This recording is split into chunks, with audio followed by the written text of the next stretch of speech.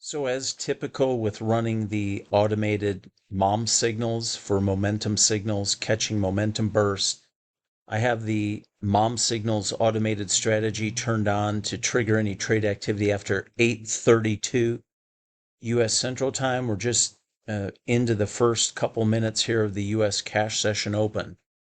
So I'm going to let it run and we'll see what happens. I typically will go for a minimum of 700 a day daily profit objective, trading anywhere from 4 to 5 MNQs selected within the strategy settings. The strategy, of course, has time window settings, so you can have it run, during a certain time window. You can use that or not use that. I have it on.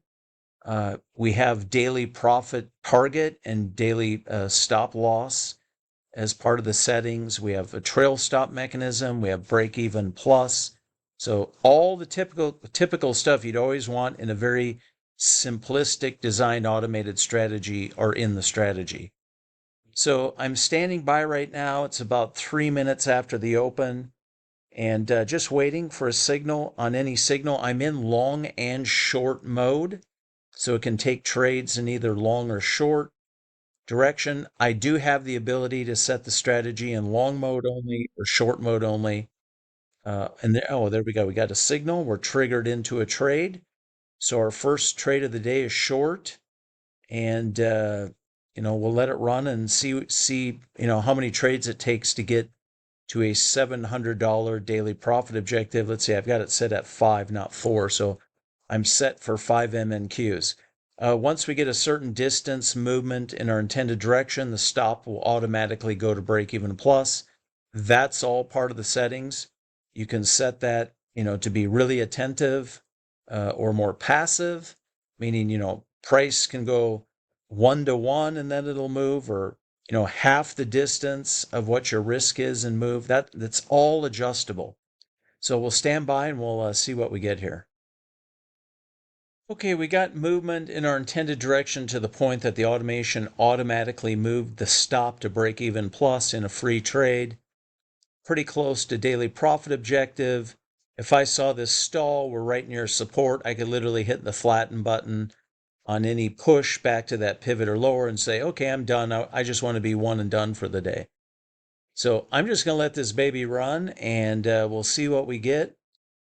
The recent range of price, there is some support lower. So if this were to break and a little pulse, just a little bit of movement lower, I could easily be up to $700 on a one and done trade. Or if I just saw it come down, stall, and I want to be done for the day in only the first few minutes, anything over $600, getting close to 700, I could hit flat and just call it a day. So it's in the end, it's totally up to you.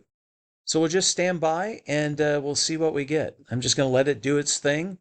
As long as I see feeds connected, I have the audible turned down. So when we get signals, like if we got an additional short signal, it will not put on more positions. So since we're already in a short trade, any new short signals that are sequential to the first one, it won't put on new trades. It just keeps us in our existing trade. If we get a long signal, it will automatically flatten the short trade and initiate trade to the long side, since I'm in long and short mode. If I put this in short mode right now, it wouldn't take any long signals. It would only take a short signal if I'm not in any trades. If I'm in a trade, it'll just keep working the trade I have on until, I either hit my profit objective, I close out the trade manually, or if it came up and hit the stop. So anyhow, that's where we're at.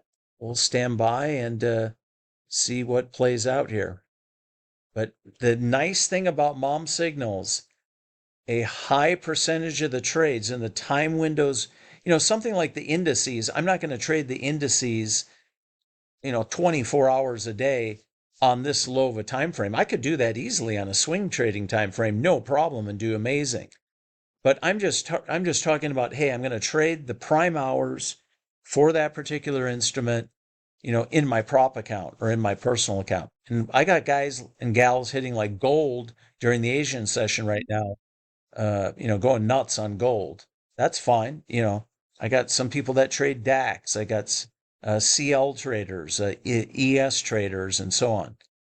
And then people are using the system too on Quantower, which is multi-asset on FX and crypto. And then as we add TickBlaze this week, that's a multi-asset platform, and we will have the automation on TickBlaze too. So all kinds of capabilities with the automated mom signals, automated strategy, and we'll just keep letting it trade. We'll keep letting it play. If we press lower and get some extension lower, I'll probably take the stop and move it to right around that pivot, since I don't have the trail stop portion of the strategy turned on because I'm sitting here watching it. So if I wanted to turn that on, I could. As price advances, it'll advance the stop to trail it according to how responsive I want the stop trail to be or how passive I want it. So it's a really simple trail stop mechanism, and we leave that up to, whatever you want. The nice thing, anybody that comes in the program, I have a very structured start here process, not only for how to trade all the tools manual, but a very structured and very streamlined process to get up and running in a start here section in our private community for those that want to trade automated like right away. So anyhow, there you go. We'll stand by and see what we get. Okay, market's been oscillating. Oh, there we triggered along. So we kept a slight amount of profit from the last trade. Now we're long since I was in long short mode. So I like being one and done. So for me, I see the market push, had me plus over 600 on that push and that push.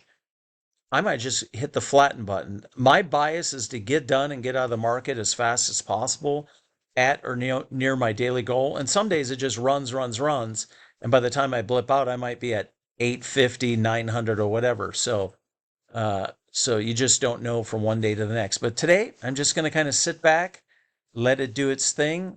The markets, I feel, are increasing in volatility. So I don't worry about it then.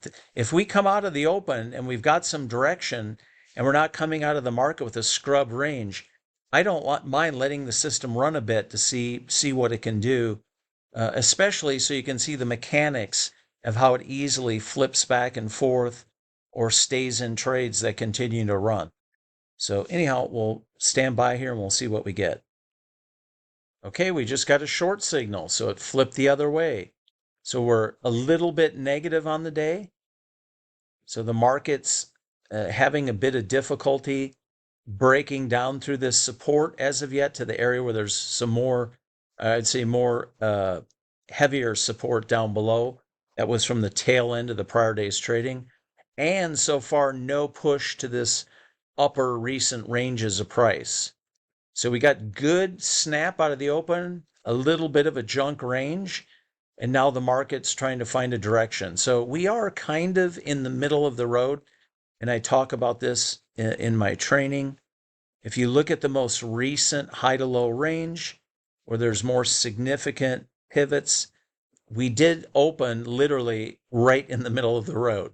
So this might take a few oscillations, but the beauty about these markets with this type of strategy, it seems like even if we take like an abnormal day where I'm not done in one or two trades, if it takes I'd say like 3 to 4 trades, one of those babies, whether it's the third or fourth, tends to run hard and then gets us done. So anyhow, we're standing by and we'll see what we get here. We're going to let it keep running and let it flip back and forth until we get a good linear price movement.